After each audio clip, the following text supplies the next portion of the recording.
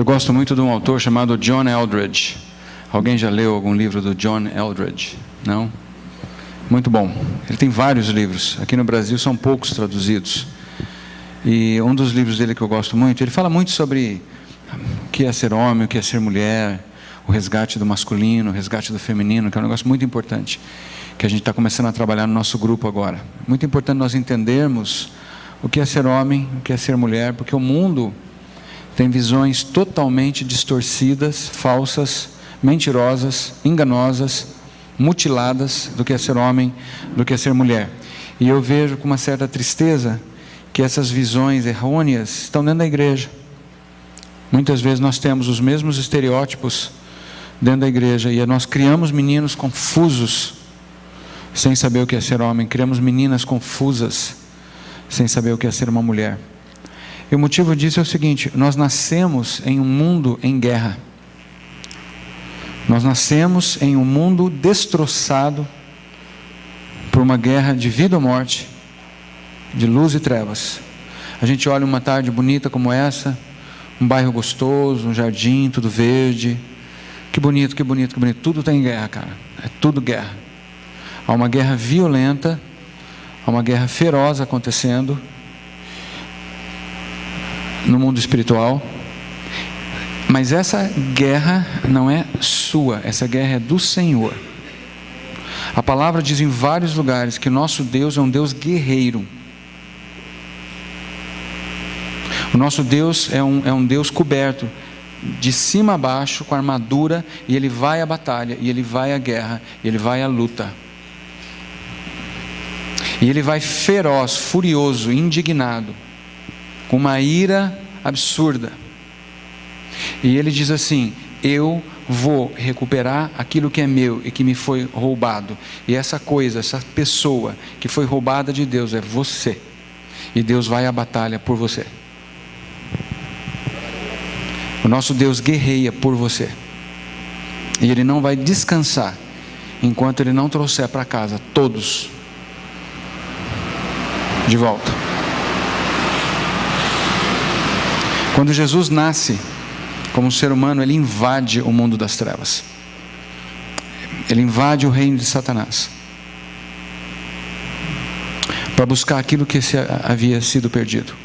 Quando Jesus conta a história da moeda perdida, da ovelha perdida, do filho perdido, Ele está falando de você, Ele está falando de mim. Uma coisa perdida, ela só é uma coisa perdida porque ela tem um dono, porque se ela não tivesse dono, ela não seria perdida. Não é verdade? Você só procura por uma coisa que era tua. Cadê meu... Ah, está aqui. Achei. Você tem dono, sempre teve, sempre terá. E Deus nos coloca nessa guerra também junto com Ele, tanto que Ele nos dá uma armadura. A palavra fala da armadura de Deus. E é tão interessante que uma das peças da armadura é o capacete da salvação. E um capacete, ele protege o quê? A cabeça. A cabeça é o lugar onde que abrigam, entre outras coisas, né? A gente não tem cabeça só para ter cabelo bonito, ou feio, ou ser careca. A cabeça abriga o nosso cérebro, e o cérebro é o hardware da nossa alma. Não sei se você sabe disso, mas o cérebro é o hardware. Aqui tem um hardware, e dentro desse hardware tem um software. Hardware é a máquina. O software, no caso aqui, nesse momento, é um troço chamado PowerPoint. Esse software não roda se não tiver o hardware. Tá certo? E é dentro desse lugar chamado mente humana que essa batalha acontece na sua forma mais feroz, mais violenta. A gente sabe que existe uma batalha que envolve também as coisas físicas, não é? A gente sabe que existem demônios, que existem lugares. Eu fui atacado por demônios uma vez no Rio de Janeiro. Eu entrei num lugar lá que era um espaço onde o pessoal fazia 1000 coisas, eu não sabia, eu entrei, eu senti uma coisa me agarrando no pescoço, me sufocando. Mas a pior batalha acontece aqui dentro da tua cabeça, com as mentiras instaladas muito sutilmente no teu subconsciente, desde antes de você nascer. Então, desde antes de você nascer, exemplo, papai e mamãe quer uma menininha, e nasce um garotinho. Já entrou uma mensagenzinha subliminar dentro da tua mente, assim, tem alguma coisa errada comigo. Eu não sou bem aquilo que eu deveria ser. Ou quem sabe sua mãe ficou grávida inesperadamente, a camisinha furou, como foi o meu caso. Já entra uma mensagenzinha subliminar, você é um acidente, você não deveria existir. E assim por diante. E essas mensagens você vai recebendo, vai acumulando e vai criando todo um repertório de crenças. E para quem gosta de explorar esse assunto, eu recomendo um livro fascinante de um cientista não cristão, chamado Bruce Lipton. E o nome do livro é A Biologia da Crença. E esse cientista, ele prova por A mais B que o que determina o seu comportamento não é a sua genética, mas sim o seu conjunto de crenças. Você se comporta sempre de forma compatível com aquilo que você acredita a seu respeito, a respeito do mundo ao seu redor, a respeito do que seja a vida e coisas e assim por diante. Então a batalha está aqui na nossa cabeça. Então veja só, por que eu estou falando tudo isso? Porque a última coisa que o inimigo quer que você saiba é quem você é em Cristo. Essa é a última coisa que ele quer que você saiba. Arthur e eu estávamos conversando um pouco sobre isso, porque a hora que você sabe quem você é, a hora que você sabe que você está assentado nos lugares celestiais com Cristo, já reinando soberanamente acima da linha, o que acontece abaixo da linha, por mais trágico, medonho, pavoroso que seja, por mais que a sua alma oscile com as suas emoções, nada do mundo abaixo da linha é capaz de mover você, porque você está sentado na rocha, a rocha eterna que é Cristo, e você tem uma segurança inabalável, não importa o que esteja acontecendo. Então você e eu somos assediados constantemente por Satanás, e ele usa todos os recursos à sua disposição, o repertório de emoções que ele conhece, quais são os seus repertórios, ele conhece a história. O Satanás ajudou o seu velho homem a desenvolver a sua carne. Você herdou do seu velho homem um negócio chamado carne. Quando o velho homem morreu e foi sepultado, a carne ficou para trás. O que é carne? Carne é um conjunto de crenças. É um conjunto de crenças instalado no teu cérebro. Está lá quietinho no cantinho. Quando você nasceu de novo, você recebeu um novo conjunto de crenças. É como se eu tivesse nessa máquina 2 softwares. Vamos supor que isso aqui fosse um Apple. Vamos supor que fosse um Apple. Mas eu não estou acostumado com os programas da Apple, aí eu instalo o Office for Mac, que é um programa feito pela Microsoft, para você ter os mesmos recursos do Office, do Microsoft, mas usar no Mac. Só que dentro do Mac, dentro do computador da Apple, tem os mesmos programas, existe lá uma apresentadora no seu nome dele, que é melhor do que o PowerPoint. Mas eu continuo usando o programa velho, porque eu não conheço o programa novo. Então você tem que entender o seguinte: você não tem duas naturezas, você tem uma natureza só. Você só é a nova criatura, mas essa nova criatura que é você no teu espírito tem uma alma, e essa alma ainda tem depósitos. É como se fossem guarda-roupas. Vamos imaginar que um dos rapazes que mora lá em cima morre e é enterrado, mas fica o guarda-roupa dele lá. Então imagina que na tua mente tem um guarda-roupa que o velho homem abandonou, deixou lá. Porque quando você enterra alguém, você não enterra as roupas da pessoa. Aí você pode olhar o guarda-roupa. Então o Vili, por exemplo, praticou a homossexualidade. Tem um guarda-roupa e tem uma roupa lá que é a roupa de o Vili homossexual. Eu abro aquele guarda-roupa e falo, posso ou não posso usar? Mas aqui tem um novo guarda-roupa de filho amado de Deus.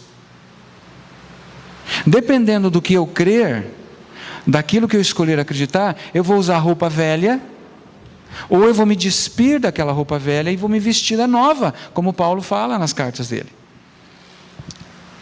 Aonde que está a chave? A chave é no que eu estou crendo? Eu estou crendo no que eu estou sentindo. Eu estou crendo na tentação que vem de fora. Eu estou crendo no que dizem a meu respeito. Eu estou crendo nas circunstâncias externas, ou eu estou crendo naquilo que Deus escreveu na palavra dele? Essa é a batalha. Essa é a guerra que você enfrenta e eu enfrento todo santo dia. Um dia a guerra vai acabar.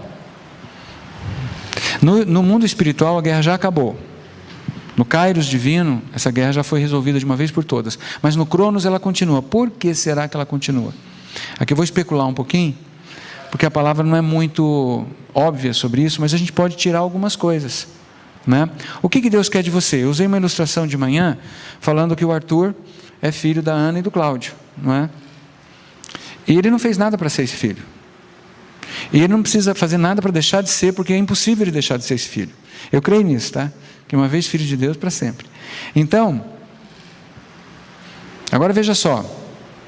Se o Arthur parasse de crescer, não estou falando que ele ficasse retardado nem nada disso, né? Vamos supor que ele estacionasse aos 2 anos de idade e parasse e ficasse com 2, 3 anos de idade, um bebê, um menininho ali, fofinho, bonitinho. Mamãe e papai, ele não ia crescer barba, porque ele ia parar de crescer, ele não ia amadurecer, ele não ia virar adulto, ele seria para sempre um garoto de 3 anos de idade. Vou fazer a pergunta: papai e mamãe iam continuar amando? Sim ou não? Papai e mamãe iam continuar, se necessário, trocando fraldinha, limpando as babinhas? Sim ou não? Com certeza. Ele ia deixar de ser filho? Não. Mas o Arthur, com 3 anos de idade, ia conhecer papai e mamãe a partir do ponto de vista de quem? De um adulto ou de uma criança de 3 anos de idade? Uma criança. Agora, o que é que Jesus definiu como sendo vida eterna? Em João 17,3. E a vida eterna é esta: que te conheçam a ti e aquele a quem enviaste. Jesus definiu céu. Céu é conhecer Deus. Céu é conhecer a Deus. E conhecer a Deus não é saber coisas sobre Deus. Conhecer a Deus é o que o Arthur está fazendo com esse chá. Você já conheceu o chá? Conheceu o chá todinho já, né? O que é conhecer um alimento? Você pega o alimento, põe na boca, come, engole, ou você bebe. Deixa eu beber, eu vou conhecer essa água um pouquinho, né? Eu posso falar assim: eu quero conhecer essa água.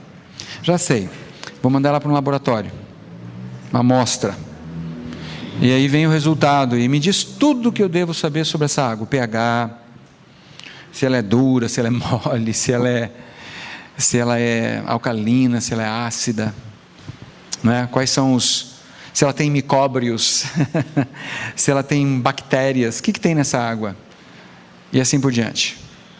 Eu posso saber um monte de informação, eu posso ter muita informação sobre essa água, mas conhecer a água é isso aqui, ó. O que aconteceu agora? A água, as moléculas da água e as moléculas do corpo do Vili se uniram e se tornaram um só. Isso é casamento, isso é conhecer.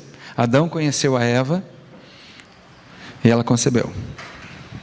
Conheçamos e prossigamos em conhecer o Senhor. Provai e vede que o Senhor é saboroso. Colossenses 3, 9, 10, na nova tradução da linguagem de hoje, Paulo diz assim: esse novo homem, essa nova pessoa, é a nova criatura que Deus, o seu Criador, está sempre renovando. Opa! O Arthur vai numa concessionária e compra uma BMW novinha. Vocês sabem o que significa BMW, né? Eles não sabem ainda. Santa ingenuidade. Bonito e maravilhoso. Vili, é claro.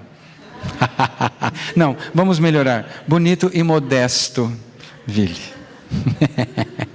Eu estou curando a minha autoestima baixa, gente.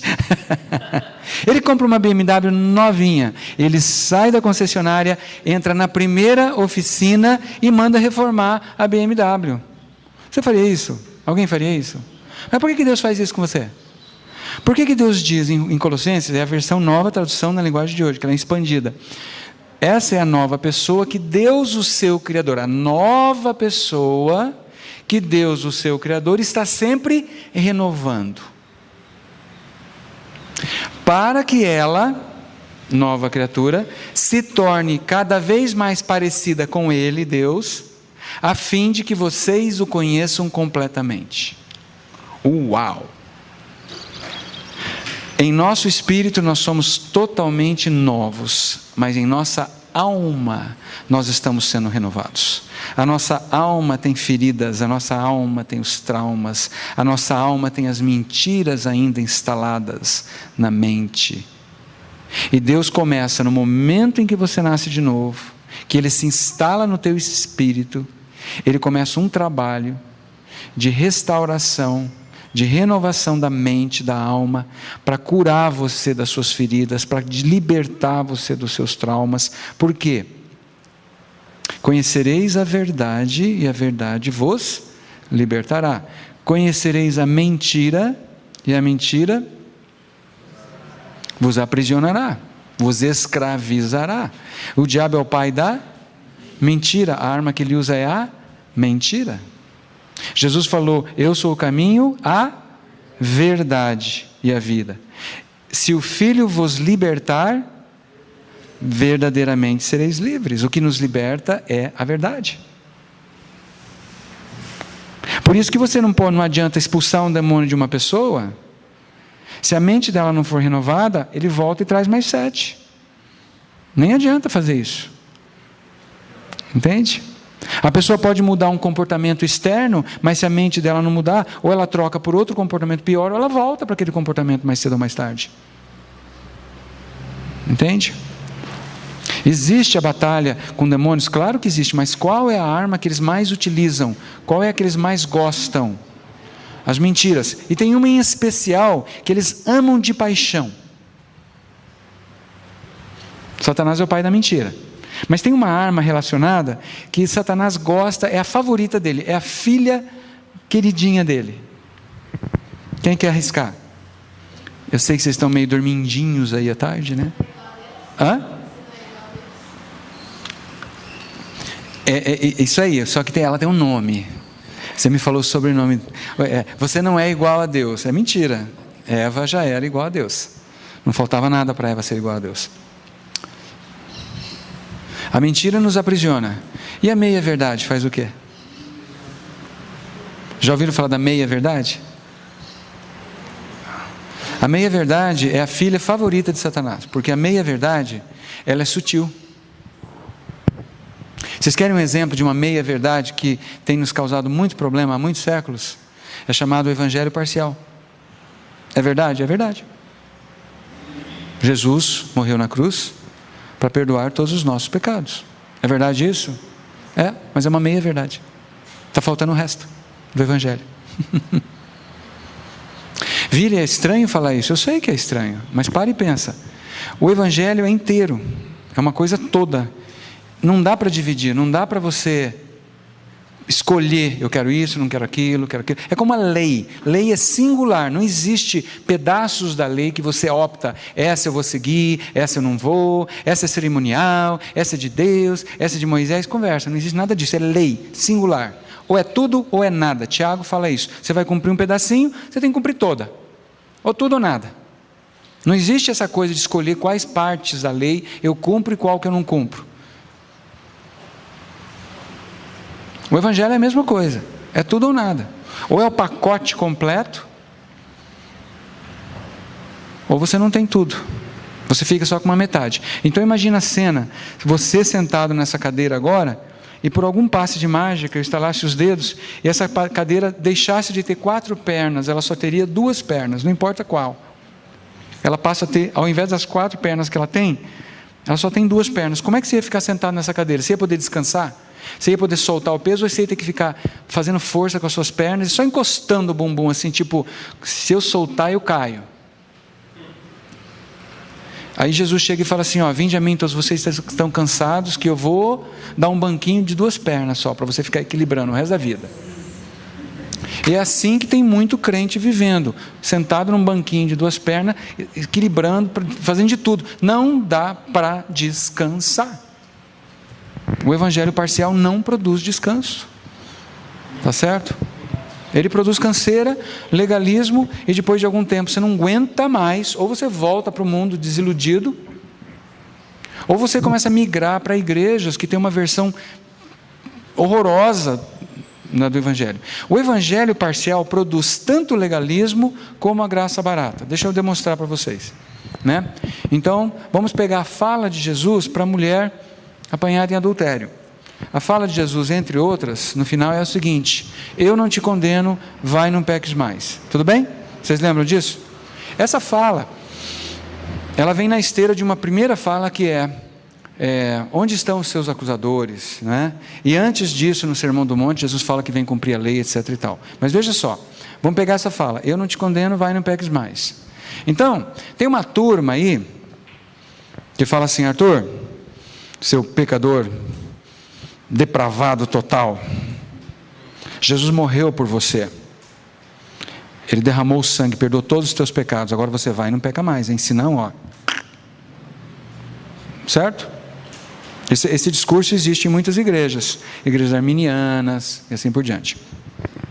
São igrejas que acreditam que se pode perder a salvação, né? Por exemplo, você está na linha, meu, eu sou Deus, eu estou de olho em você, andou um tequinho para fora, paft.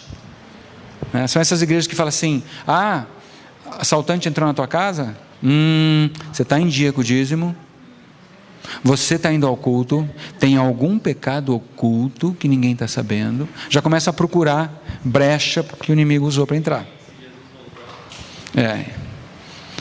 E se Jesus voltar quando estiver fazendo algum pecado, ou estiver em pecado, o pânico. Isso é legalismo. A essência do legalismo ou da religiosidade é a seguinte: a minha relação com Deus, ela é criada e ou mantida por algo que eu faço ou por algo que eu deixo de fazer. Parei de fumar, que ótimo. Parei de sair com homem, que maravilha. Deus está muito contente, mas não faça de novo, porque se fizer, ui. Tá? Então, veja, é ótimo parar de fumar. É muito bom parar de fazer sexo fora do casamento com uma pessoa do sexo oposto. É muito bom parar de falar palavrão. Mas não é isso que salvou você. Não foi mudança de comportamento que salvou você. Aí o que acontece? Quando você cai no legalismo, o problema é o seguinte: quanto é suficiente para agradar a Deus? Deus está lá no alto, eu vou fazer a minha escadinha para chegar até Deus. Aí eu começo, e vou fazendo a minha escadinha, vou fazendo a minha escadinha, vou fazendo a minha escadinha. Só que cada degrau que eu subo, Deus sobe mais 5. Ou seja, quanto mais eu subo, mais longe eu fico. O padrão é insuportavelmente alto. O padrão estabelecido por Deus, Deus fala assim: Ágata é? Não. Nicole, quem que é Ágata? Lá atrás, estou confundindo as pessoas. Ágata, Nicole. Nicole, você quer ser amiga de Deus? Você tem que ser igual a Ele. Mas você não é. Então te esforça muito para ser igual a Ele. Agora deixa eu fazer uma pergunta para você. Aquela conversa: sede santo como é santo o vosso Pai no céu. O que significa isso? Como é que Deus é santo, Nicole? Como que se mediria a santidade de Deus? De 0 a 100%? 1000%. Sério? Tem alguma falha em Deus, algum defeito em Deus, alguma coisa? Então a Bíblia fala que é para você, Nicole, é para você ser santo igual a Deus. E sem essa santidade você não vai ver Deus.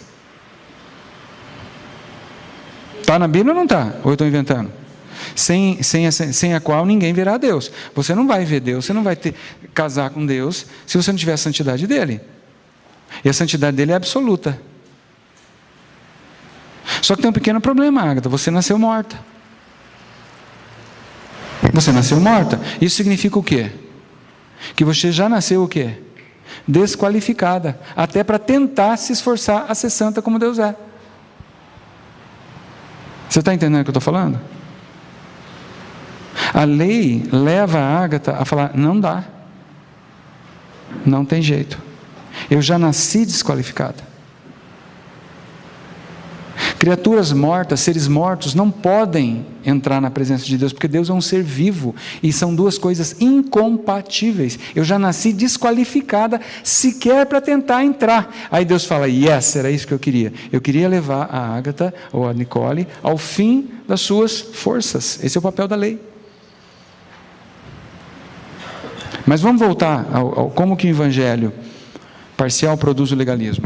Vamos supor que a Nicole acredite: então tá bom, eu vou ser santa, igual Deus é.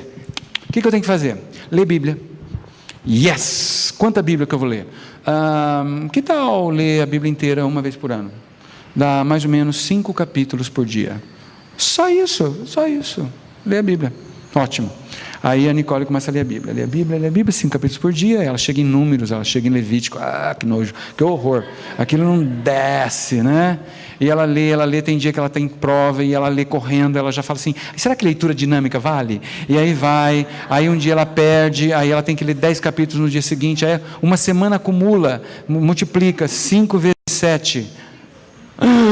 Nossa, é um monte de capítulos. Chega no domingo, ela passa o domingo inteiro lendo a Bíblia. Aí um belo dia chega eu aqui, o Satanás, e fala assim, oi Nicole, como é que vai a tua leitura bíblica? Eu estou em dia. E a oração? Como é que está a oração? O Hudson Taylor orava 5 horas por dia. E você ora quanto? Aí ele fala assim, lembra aquele hino? Morri na cruz por ti. Que fazes tu por mim, criatura? Nicole, você leu 5 capítulos da Bíblia e não orou nada. Que vergonha, não acredito num negócio desse. Com crentes assim, o mundo vai ficar nessa desgraceira total. Aí vem o dinheiro, aí vem o tempo, aí vem a televisão, aí vem isso, vem aquilo. Socorro mesmo. Quanto tempo vai levar para a Nicole ficar esgotada? Nossa, eu era feliz e não sabia. Quando eu estava no mundo, eu não tinha essa pressão horrorosa sobre mim. Você sabia que os consultórios de psicólogo estão cheios de crente? Cheio de crente. Assim de crente. Dá para entender isso? Eu não sou contra a terapia, eu já fiz terapia. Está cheio de crente tomando antidepressivo. Se você está tomando, não pare de tomar. Eu já tomei. Mas por quê? Porque o legalismo leva ao cansaço. Leva ao cansaço. Jesus chega e fala assim, vinde a mim todos vós que estáis cansados, sobrecarregados. Para quem que Jesus está falando? Com quem Jesus está conversando? Com os judeus. Eles estavam cansados do quê? Da lei. Um bom judeu, ele tem que pensar em 680 ordenanças que devem ser cumpridas no dia a dia. Não são só os 10 mandamentos. São mais ou menos 688 coisas que um bom judeu tem que considerar para agradar a Deus. É mole? 10 já é muito. Escuta, o povo que está lá pulando em volta do bezerro de ouro, quando Moisés desce do morro, eles não conseguem cumprir nem o primeiro mandamento. O primeiro é não terás outros deuses além de mim. Quando Moisés desce, o povo está na maior farra, adorando o bezerro de ouro. Eles não são capazes de cumprir o primeiro. Aí quando chega e dá aquele fuzuá, aquele fuá louco, etc e tal, era hora daquele povo falar assim, Moisés, sobe lá, fala com o cara o seguinte, procura outro povo que a gente não tem condição. Nós não conseguimos cumprir nem o primeiro. Não fala o 2, o 3 para nós nem queremos ouvir, nós não conseguimos nem o primeiro. Sabe o que aconteceria? Deus ia falar, yes, era isso que eu queria. Mas eles falaram assim, só 10, manda mais, mande mais. Só que, tá bom, Deus fez isso e mandou Jesus. Moisés levanta uma vara com uma serpente de bronze, e quem olha para a serpente é curado da picada das cobras. No dia que a lei é dada, 3.000 morrem. No dia que o Espírito Santo é dado, 3.000 são salvos. Não é interessante? É interessante essas coisas na Bíblia, né? Aí você cansa. Vamos supor que a Nicole, como eu, luta com a questão da homossexualidade, que é uma questão de identidade, é uma falsa identidade. A homossexualidade não é uma identidade, é uma falsa identidade, é um comportamento adquirido, é uma coisa aprendida, só que a psicologia transformou em identidade. Você é gay, o cara é homossexual, o cara é heterossexual. Isso é mentira, não é verdade. Você é um ser espiritual, você não é um ser sexual, nunca foi e nunca será. Mas o mundo acredita nisso, e você vive de acordo com aquilo que você acredita, quer você saiba disso ou não, quer seja consciente ou subconsciente, tá? Muito bem. Então o Vili entra para essa igreja que diz que é pecado, e eu sei que é pecado a prática homossexual, então eu paro com a prática, mas eu não posso nem sentir, porque algumas igrejas falam assim, e se você ainda sente, você não sente atração por mulher ainda? Ainda não. Puxa, você tem que sentir, você tem que parar de sentir atração por homem, e começar a sentir atração por mulher, senão Então alguma coisa está errada. Por quê? Porque o que você sente é o que você é. Opa, mas será que isso é verdade? Mas a gente acredita que é. Né? A gente acredita que é. A mulher casada, o homem casado, vê uma mulher casada, sente uma forte paixão por ela, eu tenho que sair com ela, ela é a pessoa da minha vida. Não é. É só uma emoção. Mas eu acredito que eu tenho que ser fiel ao que eu sinto, porque se eu não fizer o que eu sinto, eu vou ser infeliz. Não é assim que a gente vê? A menininha vê um cara comprometido e vai com tudo para cima dele. Se o cara está comprometido, queridinha, ele não é para o seu bico. E acabou. Não é verdade? Então, mas tem gente que fala, eu vou à luta. E outra, aquela profetisa disse que ele é meu.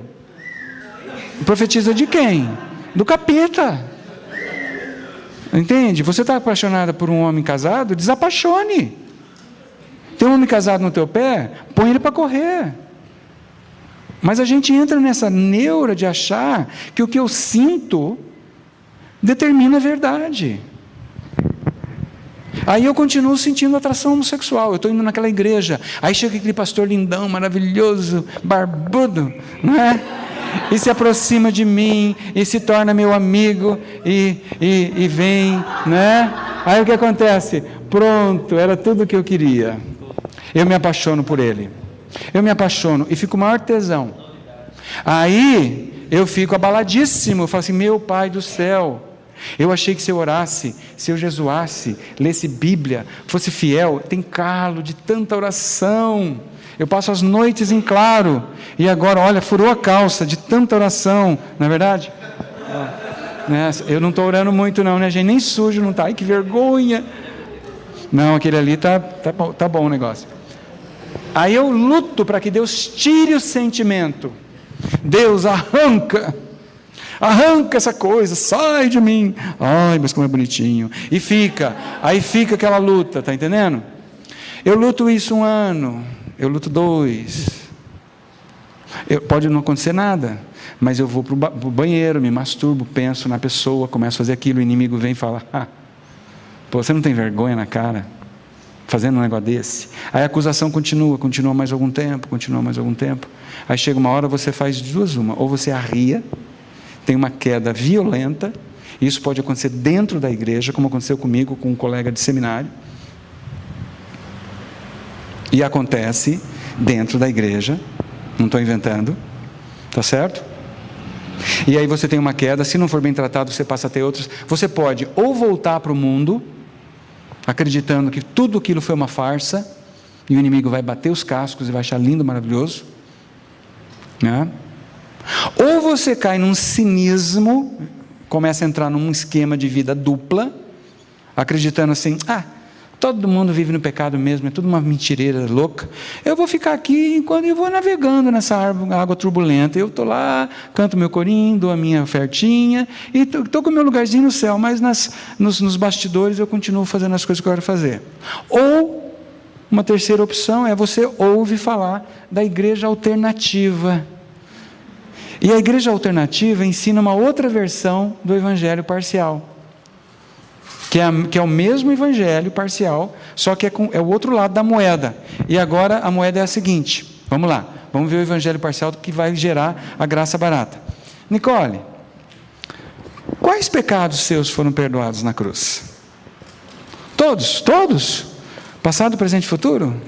Tudo? Jesus perdoou todos os pecados? Está na Bíblia isso? Está na Bíblia. A palavra diz que nossos pecados foram removidos. A Bíblia também diz que quando Deus olha para você, Ele não vê mais pecado? Que Ele já se esqueceu dos seus pecados? A Bíblia diz que você é uma filha amada, que Ele ama você e que pula de alegria por tua causa, em Sofonias 3,17? Diz tudo isso. Ai, que cuti-cuti, que coisa mais linda, como Deus é fofinho, né? Então, você ainda peca, você ainda é pecadora, não é? Mas Deus te ama tanto que Ele removeu o pecado, e nada mais separa você do amor de Deus. Então, que diferença faz se você continuar praticando isso ou aquilo? Afinal de contas, Nicole, ou Vire no caso, né? Todos nós temos uma área de fraqueza, não temos? Por que alguém vai me condenar pela minha prática de homossexualidade, especialmente se eu sou fiel com o meu namorado? Se tem outras pessoas que continuam, por exemplo, comendo demais, ou fazendo fofoca, ou tendo inveja. Não é? Quem pode? Quem tem autoridade para me condenar? Se eu estou em Cristo, não há condenação para quem está em Cristo. Perceberam? Vocês perceberam a diferença? O evangelho parcial, ele produz tanto o legalismo como a graça barata. E por isso que é importante nós entendermos essa questão do evangelho completo, porque senão, especialmente pessoas como eu, que tem alguma luta, por exemplo, você que passou pela droga, você vai ser tentado. O inimigo vai tentar você porque ele quer que você acredite que você continua sendo um drogado, mesmo que você não use a droga. Por exemplo, o inimigo não vem com fortes tentações para cima de mim com o sexo oposto. Ele vem com fortes tentações quando vem, que hoje já não me incomoda tanto, realmente não me incomoda tanto, com a questão da homossexualidade. Por quê? Porque ele quer que eu acredite que eu continuo sendo o velho Vili que morreu. Está claro isso aí, gente? Então lembre-se de uma coisa: o inimigo vai fazer de tudo para tentar fazer com que você acredite que você continua sendo a mesma pessoa que você era antes de nascer de novo. Mas Deus diz que você é uma nova pessoa. Tem algum texto da Bíblia que a gente pode usar? Um bem conhecido, tipo 2 Coríntios 5,17? Quem pode falar ele aqui? Mas se alguém está em Cristo é nova criatura. As coisas velhas já passaram. Esse que fez tudo se fez novo. Aí vem um teólogo que diz assim: ai, que linda verdade posicional. Azeda tudo. O que é verdade posicional? Você não é santa, Nicole. Na verdade você não é santa, você continua sendo uma pecadora, está entendendo? É que Deus é tão bonzinho que quando Ele olha para você, Ele prefere ver você como uma santa. Mas no fundo você é uma pecadora. Ou seja, é verdade, mas não é.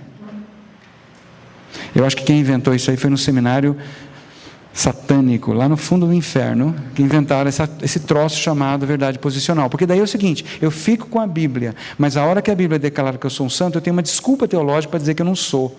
E para eu continuar paparicando aquele pecadinho, e tendo 1000 justificativas para continuar praticando. Porque a hora que eu entendo quem eu sou, eu não tenho mais justificativa. Tá certo? Mas eu não quero mais também. Essa que é a verdade. Tá? Muito bem. Vamos pular aqui, que isso aqui nós já vimos. Depois eu vou mostrar de novo. Então não vou fazer isso agora outra vez.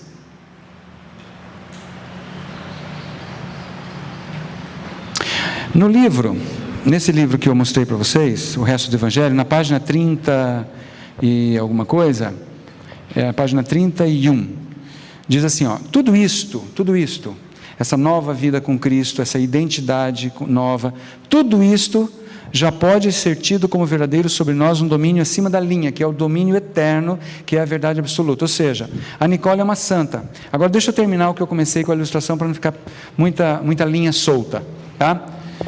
Deus exige que a Nicole seja santa como Deus é. Por quê? Porque Deus quer casar com a Nicole. Deus quer se tornar um com ela. Só pode casar seres da mesma espécie, seres que têm a mesma essência. Você não pode, a Nicole não pode sair e casar com aquele pinheiro que está lá, porque aquilo é uma árvore, e ela é um ser humano. Ela não pode sair e casar com peixe, não é? Nem com abacaxi, embora às vezes, cuidado, irmãs, com os abacaxis ambulantes que tem por aí, mas enfim, ela tem que casar com um ser da mesma espécie. E espiritualmente, existem apenas 2 tipos de pessoas. Espiritualmente existem 2 tipos de seres humanos: os mortos e os vivos. Os mortos e os vivos. Deus é vivo, não casa com morto. Deus é vivo, não casa com morto. Só isso. Não dá, não tem como, né? E não tem como você ser morto e vivo ao mesmo tempo, só em filme de horror. Então o que Deus faz? Deus ama a Nicole e quer casar com ela, mas ela é morta. Ele não pode morrer porque ele é vivo. Então o que ele faz? Ele sai do reino dele, entra no reino da morte, se une à morte da Nicole, absorve essa morte, se torna essa morte, esse pecado, e dá para ela de presente a vida, a santidade, a perfeição e a pureza que é dele, e a transporta para o reino dele e se casa com ela. Então agora você é santa, acima da linha. E abaixo da linha você está em processo de santificação. Aonde? Na sua alma, no teu corpo. Mas lembre-se que a tua essência é espírito. Você é espírito, tem alma e habita um corpo. Ok? Então, só voltando aqui um pouquinho, lembrando que a gente viu de manhã, Jesus, quando Jesus está sobre a terra, fisicamente aqui na terra, para ele não há linha. A linha existe para nós. Jesus convivia simultaneamente com o mundo espiritual, com o âmbito espiritual e o âmbito material, simultaneamente, ou temporal, ou temporário, simultaneamente. Como Adão e Eva conviviam com esses dois âmbitos simultaneamente antes da queda. Só que nós acessamos agora este mundo espiritual, que é onde nós estamos com Cristo, pela fé. Não é por vista ainda, não é por toque ainda. Deus nos dá vislumbres disso. O Arthur pode demonstrar 1000 coisas para você que ele aprendeu nessa semana que ele passou em São Paulo. Curas sobrenaturais, coisas sobrenaturais acontecendo, que são pequenos tira-gostos que Deus nos dá do acima da linha. São tira-gostos, por quê? Porque Deus quer fazer tudo novo. Não adianta ele curar o corpo mortal da Nicole, hoje de uma doença, e amanhã o corpo continuar envelhecendo. Agora Deus dá a cura sobre, claro que ele dá, mas são vislumbres, é tipo assim, que cheiro gostoso, essa refeição vai estar uma delícia. Então o cheiro da comida é aquela coisa, está chegando a hora de eu participar da festa. Então eu creio na cura, no sobrenatural, etc. e tal, mas é tira-gosto. Por exemplo, eu não vi ninguém nesses eventos ser curados da velhice. Você viu alguém ser curado da velhice? Eu queria muito ser curado da velhice. Entende? Forever young. Estou falando do meu corpo, porque o meu espírito já é eternamente jovem, digamos assim, ou adulto, não envelhece mais, né? Eu até brinco com o pessoal, falo, quem fez aniversário esse ano? Todo mundo levanta a mão, eu falo, não, você não fez, só o teu corpo que fez, porque você não tem aniversário, né? Então, Jesus, ele transitava entre as duas dimensões sem nenhum problema, e é exatamente isso que ele quer fazer com a gente. Ele quer nos ensinar, nos levar a um amadurecimento, para que nós tenhamos como nosso ponto de referência a dimensão acima da linha, que é onde nós estamos seguros com Cristo, e não tenhamos mais como nosso ponto de referência a dimensão abaixo da linha, que é o mundo onde nós habitamos. Olha o mundo aí fora. O mundo aí fora vive do quê? De aparências. O mundo aí fora vive do quê? Das coisas materiais, o acúmulo de bens, dinheiro, carros, casas. Gente, não há nada de errado ter uma casa ou ter um carro. É uma necessidade hoje ter um lugar para morar e um transporte. E ele prometeu que não nos faltaria nada das nossas necessidades. Mas você precisa de uma Ferrari, por exemplo? Ou você precisa de uma mansão com 20 banheiros? Não, não há necessidade. Uma casa pequena, um carrinho legal, algumas peças de roupa, algumas trocas de roupa são suficientes. Não precisa um monte de coisa. Então o que ele quer fazer com a gente? Ele quer nos ensinar, porque você e eu nascemos aonde? No primeiro nascimento, nós nascemos prisioneiros desta dimensão. Quando você nasce pela segunda vez, você nasce aqui em cima, teu espírito. Só que agora, alma e corpo, que só sabiam operar aqui embaixo da linha, agora tem que aprender a operar a partir daquilo que está acima da linha. Faz sentido isso para vocês, gente? Você está nessa jornada, eu estou nessa jornada. O inimigo quer manter você preso aqui embaixo, porque aqui embaixo oscila. Ele pode fazer de você gato e sapato. Se você acredita, por exemplo, hoje eu não estou sentindo a presença de Deus, gente. Alguém pode orar por mim até eu sentir a presença de Deus? Eu já senti, às vezes, a emoção da presença de Deus. É muito gostoso. Já chorei na presença de Deus, né? Você também, né? Você tem cara de que chora bastante na presença de Deus, esse cara aí. É bom. E aqueles dias que você não está sentindo nada? Aqueles dias que você está sentindo que você é filho do capeta,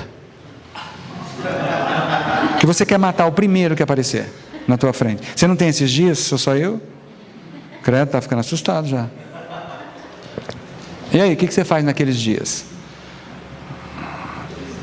Está escrito, está escrito, está escrito. Senhor, a tua palavra diz isso, isso, isso.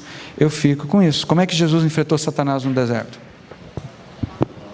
Sai, capeta dos infernos, eu te amarro, seu tribo-fu. Vem cá, me diz qual é o teu nome, de onde você veio, para onde você vai. Porque as igrejas pentecostais é assim, quer saber tudo, a biografia, o resume do capeta. E ele mente. Pô, foi aquela bonequinha chinesa que você ganhou não sei da onde. E foi aquele negócio. Pode ter sido, pode não ter sido. Você vai acreditar em tribufu, gente? Ele só sabe mentir.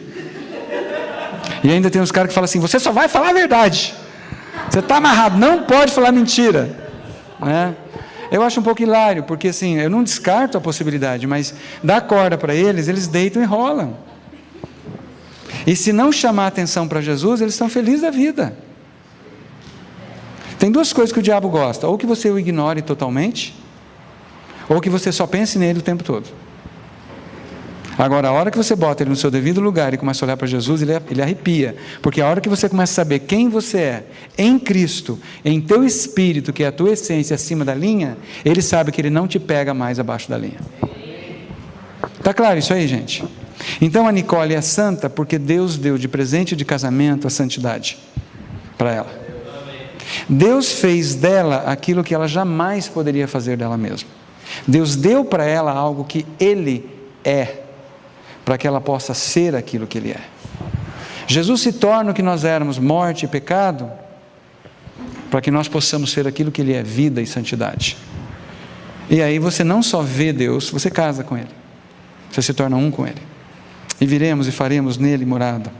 Eis que estou à porta e bato, se alguém ouvir a minha voz, abrir a porta, entrarei, cearei com Ele e Ele comigo. E qual é a ceia? Tome e come, este é meu corpo partido por vós. Tome e bebe, este é meu sangue vertido por vós. Não sei se vocês vão ter ceia amanhã, mas é bem interessante na domingo de Páscoa, lembrar da ceia. Lembrando que o alimento é aquilo que você põe na boca, você mastiga, você engole, e as moléculas daquele alimento se unem ao seu corpo e não separa mais. Tá certo? Até aí tudo bem? Então, gente, tudo isso que eu falei, essa santidade que a Nicole tem, que todos vocês têm, se você recebeu a Cristo como sua vida, você é santo. Tudo isso é verdadeiro sobre nós no domínio acima da linha, no plano invisível e eterno do reino de Deus, em nosso espírito. Essas são as realidades eternas e imutáveis de nossa identidade como nossas novas criaturas. Observe que por enquanto eu não estou falando nada de comportamento. Como filhos e filhas aos quais Deus deu nova vida. Isso está em João 3, 3-6. Está certo? Entretanto, abaixo da linha, no plano visível e temporal, estamos em processo de santificação. Então você é santo em santificação. Temos necessidades, nossas emoções oscilam, nosso comportamento muda e passamos pela experiência de amadurecimento. Por que é importante será eu entender isso? Vamos dar uma olhadinha em 3 perguntas aqui, ó. Vamos ver aqui que vocês me ajudam. O que mais chama a sua atenção nessa citação? Vou voltar na citação. O que mais chamou a sua atenção? Vamos ver, se vocês estão acordados mesmo. O que chamou a atenção? O que você achou? Uau, isso é interessante.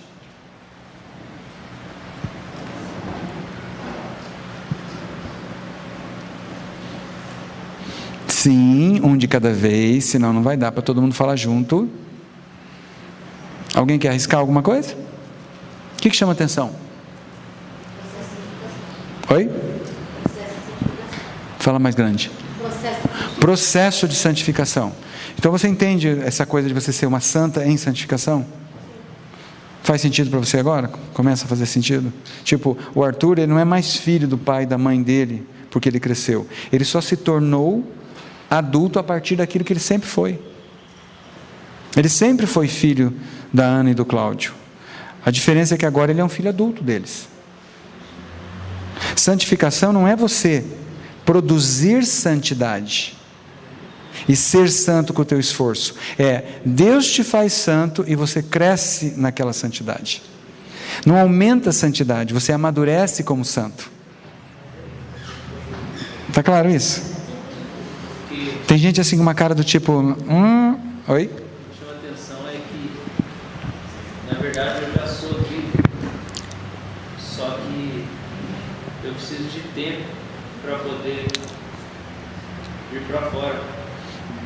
E me chama a atenção esse aspecto da eternidade, como que aos olhos de Deus eu já sou aquilo. Ele me vê assim, ele já me vê pronto. Porque você é espírito. Ele me enxerga pronto já. Sim. Mas ele também te vê no processo. Mas ele me enxerga pronto de um jeito que nem eu consigo enxergar. Sim. E é por isso que Deus está na maior torcida. Imagina o Arthur com... Teu pai te ensinou a andar de bicicleta, por exemplo? Ou alguém te ensinou? Ou andar? Vamos supor que o pai do Arthur está ensinando o Arthur a andar. Novinho, não sei com que idade. E está lá, com aqueles passinhos assim, bem de bêbado. E de repente o Arthur se solta da mão do pai e leva um tombo e cai e começa a chorar. Quem sabe aquele pequeno Arthurzinho fala assim: eu nunca vou conseguir. É difícil demais, eu não tenho condições de caminhar. O pai dele pega ele nos braços, beija, abraça, põe um band-aid, cura, enxuga as lágrimas, fala: meu filho, tenha paciência, você vai andar, porque você é meu filho, você tem a minha natureza.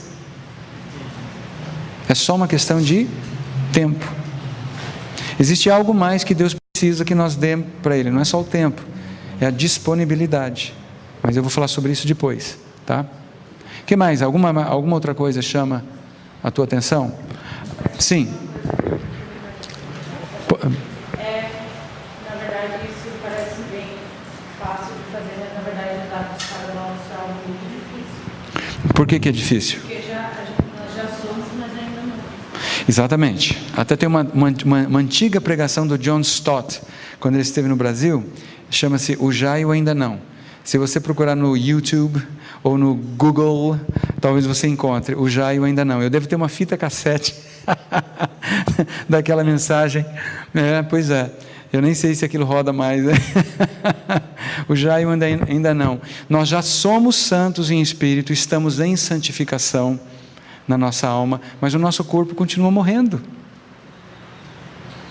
Esse corpo, essa casa, isso aqui é a nossa casa, tá? Isso aqui é a casa. Essa casa está em processo de morte. Às vezes Deus dá vislumbre da glorificação quando Ele cura sobrenaturalmente. Exemplo, eu adoraria me livrar dos óculos. Eu adoraria. Eu tenho tinido nos 2 ouvidos, nos 2 lados. E hoje particularmente está bem forte. Parece que eu tenho uma frigideira no cérebro fritando peixe. Desse jeito. Bem forte, desse lado. Hoje o lado direito está pior que o esquerdo. Tem dia que é o esquerdo. Tem dia que pega no tranco. Eu escuto assim. E começa a chiar. Eu falo: nossa, estava desligado o troço, alguém foi lá e ligou. Entende? Eu tenho problema no joelho, estourei meu joelho correndo demais, etc e tal. Deus pode dar essa cura, e eu aceito. Se Ele quiser me curar agora, pode curar. Eu recebo, sabendo que o corpo vai continuar envelhecendo, porque ele não terminou. Assim como o novo nascimento é instantâneo, a glorificação do corpo também vai ser. Mas o processo de renovação da alma, de restauração da alma, não é instantâneo. E ela acontece com a nossa cooperação, com a nossa participação. Quem mais? Quem mais quer falar alguma coisa? Tinha mais gente querendo falar. Sim. Quer dizer, mais ou menos que eu ainda acho que o processo de santificação no plano temporal ainda está sendo muito cansativo e doloroso, porque eu necessariamente não entendi quem eu sou no plano espiritual. Pode ser. Se tiver cansativo demais, tem alguma coisa errada, porque Jesus falou que haveria alívio, que haveria descanso. Agora veja, nós descansamos na batalha, nós descansamos na dureza. Veja Paulo era incansável. Agora, incansável no sentido de querer produzir santidade? Não. Ele falava: não julgo que já o tenha alcançado, mas uma coisa eu faço, eu esqueço das coisas que ficam para trás e prossigo para o alvo. Qual é o alvo de Paulo? Se tornar santo? Não, crescer naquilo que ele já é, não é? Naquilo que ele já é. E Paulo é interessante porque ele demonstra que há uma caminhada, que há uma jornada. Ele mostra, por exemplo, a corrida. Ele fala da corrida, que nós todos estamos nessa corrida. E o objetivo é não desistir da corrida. O inimigo quer que você desista. Com o tombo que você cai, o momento que fica... Agora, tem momentos difíceis? Tem. Aí é o momento em que a gente opera como igreja e fala: Cátia, vem cá, Arthur, vem cá, ora comigo. Está difícil hoje. Hoje está particularmente difícil. Hoje eu não estou conseguindo crer acima da linha. Hoje eu estou na carne. Hoje eu só estou olhando as circunstâncias e hoje eu estou desanimado. Vocês podem orar por mim para eu conseguir ver, para eu poder botar minha fé na palavra, porque eu não estou conseguindo crer. Aí a gente ministra uns aos outros. Aí a gente, porque o jogo é jogar limpo, gente. É carregar o fardo um do outro. Eu tenho dias assim. Pensa que eu não tenho dias assim? Claro que eu tenho. Você ia falar uma coisa, Arthur? Quero aproveitar e a gente trazer uma contribuição aí. Já que a gente está nessa conversa, né? Eu acho que a gente fica cansado muitas vezes porque existe uma preocupação desnecessária da nossa parte.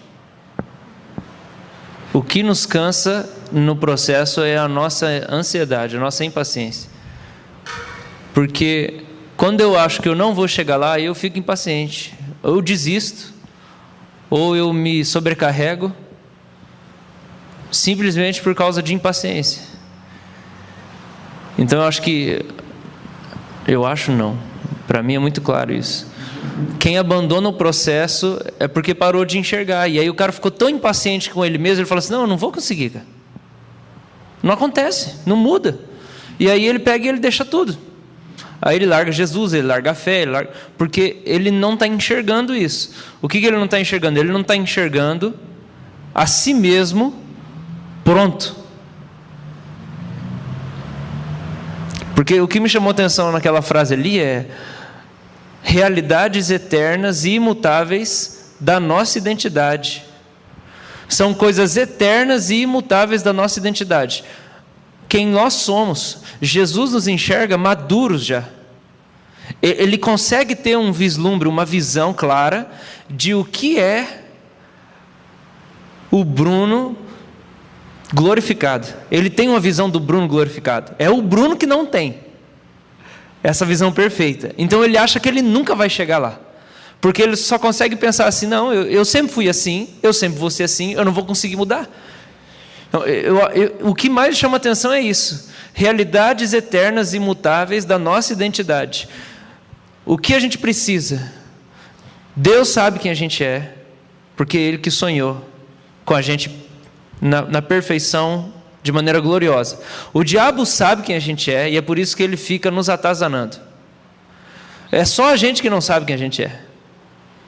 E Romanos 8 fala que toda a criação geme esperando a manifestação dos filhos de Deus. Então Deus sabe quem você é, o capeta sabe quem você é, a criação sabe quem você é, só você que não sabe quem você é. Por isso que Paulo fala: sabendo isso. Então, o que a gente pede para Deus? Quando Paulo fala assim: eu oro por espírito de revelação e sabedoria. É para que a gente consiga enxergar Jesus, sim, mas é que a gente também consiga se enxergar lá na frente. A gente consiga se enxergar pronto, porque se eu não consigo sonhar comigo mesmo pronto, eu não tenho gás para essa vida. O que me faz ter gano, o que me faz sonhar nessa vida, Arthur, é que eu me vejo pronto.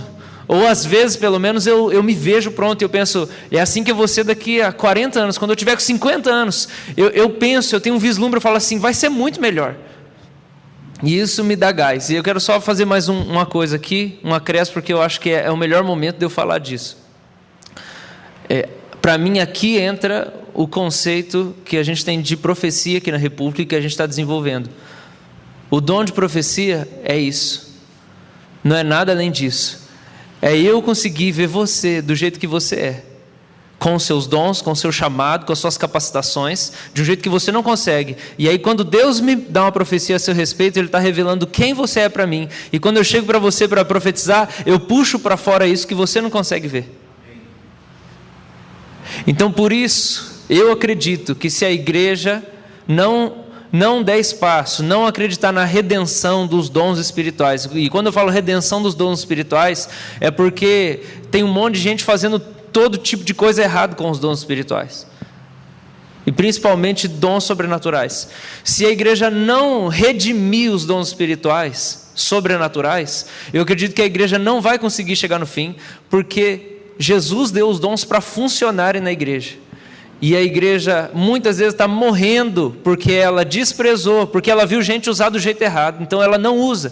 Então, para mim, o dom de profecia é isso, é eu ver você do jeito que você é, e eu chamar isso para fora, e eu declarar isso para você, ó, você é isso, você é isso, você é isso, você é isso. Aí isso vai envolver eu declarar o seu futuro, porque Deus pode mostrar o seu futuro, Deus pode mostrar o seu dom, Deus pode mostrar as coisas que tem para acontecer, mas o que é? É quem você é, quem Deus te fez para ser. Agora, junto com isso, tem outra coisa importante, que eu concordo totalmente, mas assim, eu vejo você e falo assim, cara, Deus viu você pronto antes até de o mundo existir. Esse é o não irado de Deus. Eu não vou perder a humanidade, eu me recuso a perder a humanidade, eu farei todo o necessário para trazê-la de volta. Essa é a ira de Deus. A ira de Deus é contra o pecado, mas no momento presente nós estamos fragmentados, há uma fragmentação, existe ainda existe nesse momento um desafio enorme para nós, não é?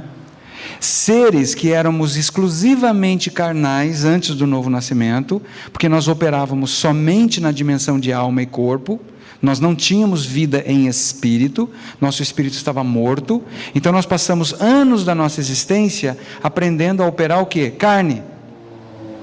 Eu não sei com que idade você teve o seu encontro com Cristo, vocês são bem jovens, mas eu digo para você, quanto mais tempo você operou na carne, mais especialista em carne você fica, aí você nasce de novo.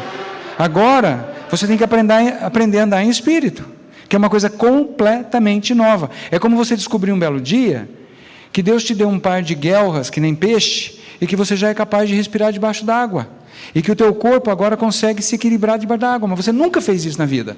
Ou quem sabe diferente, Deus fala assim, pode andar em cima da água, que você está capacitado para andar, mas no começo você fica balançando, você fala, opa, isso é muito perigoso, isso é muito esquisito. Então existe, ao mesmo tempo que eu tenho o conforto de saber, filho, eu não terminei, eu vou chegar lá, você em espírito já está pronto profeticamente, mas eu estou com você nos seus tombos, eu estou com você nas cacas, eu estou com você nas M que você faz, nas pisadas na jaca, eu não corro de você, eu não fico decepcionado. Escuta, gente, você não tem competência para decepcionar a Deus, você não é competente para decepcionar a Deus. Se você decepcionasse Deus por alguma coisa que fosse, tadinho de Deus, Ele merecia a nossa pena. Deus sabe tudo a teu respeito. Como é que Ele vai ficar decepcionado? Então é mentira de Satanás quando ele vem querer jogar você, ou jogar Deus contra você, ou como é que o povo de Deus comete Jeremias 2,13? Meu povo cometeu 2 crimes, o primeiro crime, deu as costas para mim, fonte de água viva, e o segundo, vai cavar cisterna. Como é que o povo de Deus faz uma burrada dessa? Quando acredita alguma mentira a respeito de Deus, ou a respeito de si mesmo. Nicole, que vergonha, você fez isso, eu não acredito, Deus deve estar furioso com você, é mesmo, Deus está aqui, eu estou tão chateado, agora Deus está magoado comigo, ai que sede, ai que fome, mas a comida está lá, a bebida está lá, o toma e come está lá, o toma e bebe está lá, mas eu estou aqui de costas e eu não posso porque eu estou com vergonha do que eu fiz uma coisa horrorosa, mas eu estou com fome, tem um negócio ali, acho que eu vou comer aquilo lá, vocês estão entendendo o que eu estou querendo dizer? Quando é que eu paro de comer a comida verdadeira, que é a árvore da vida? Toma e come este meu corpo, toma e bebe este meu sangue, dou as costas para Deus e vou cavar minha água, procurar minha água no barro e comer as minhas porcarias, quando eu acredito em alguma mentira. Então, quando eu estou tropeçando, quando eu estou capengando nessa caminhada que está acontecendo no Cronos, no tempo cronológico, eu falo para Deus, Deus, quais são as mentiras nas quais eu ainda acredito? Porque o que mantém você, o que segura você, o que impede, o que atrasa, o que dificulta o processo de maturidade, são as mentiras nas quais você ainda acredita. Lembre-se, a tua mente não nasceu de novo. Você herdou um conjunto de mentiras, de crenças mentirosas, meias verdades, uma salada na tua mente. E agora é necessário que o Espírito Santo tenha acesso à tua cooperação para você ter essa mente renovada e passar a pensar do jeito que Deus pensa. Tá claro isso, gente? Então, por exemplo, na minha caminhada, no começo, nos primeiros 2 anos, eu passei 30 anos da minha existência acreditando que eu era o que eu sentia. Eu sentia atração por rapazes e praticava isso. Aí eu nasço de novo, continuo sentindo a mesma coisa. Eu falei, mas que coisa? Eu achei que eu ia cair gay e levantar hétero.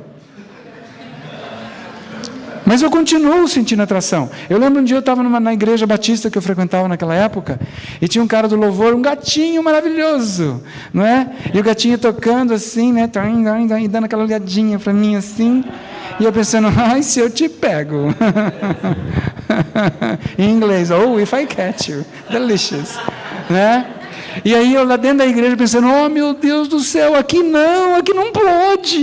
Na igreja não. Porque eu não sabia que a minha identidade era estabelecida pelo que Deus fez em Cristo, independentemente do que eu sinto ou do que eu deixo de sentir. Então, essa é a resposta. Se isso é verdade, como afeta a nossa vida de forma prática?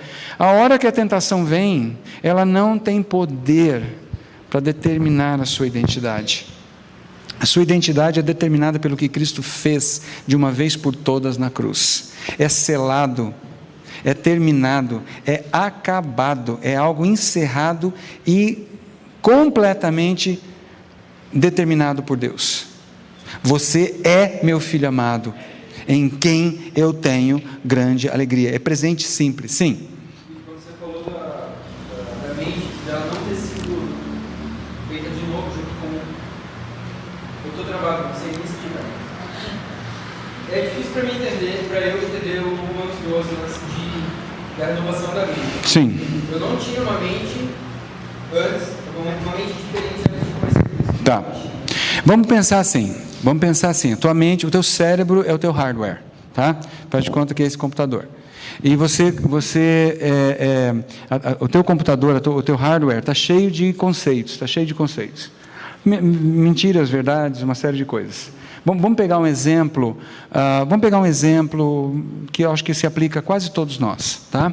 Exemplo, nós crescemos nesse mundo acreditando o quê? Que o nosso valor está vinculado ao dinheiro, tá? Quanto mais dinheiro você tem, mais você vale.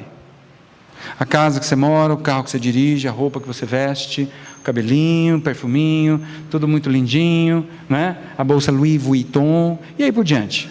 Não há nada de errado nessas coisas, mas você cresce acreditando o quê? Acreditando que o teu valor pessoal está vinculado aos bens materiais. Isso é verdade ou é mentira? Isso é verdade ou é mentira? No mundo espiritual, é verdade ou é mentira? É mentira. É mentira.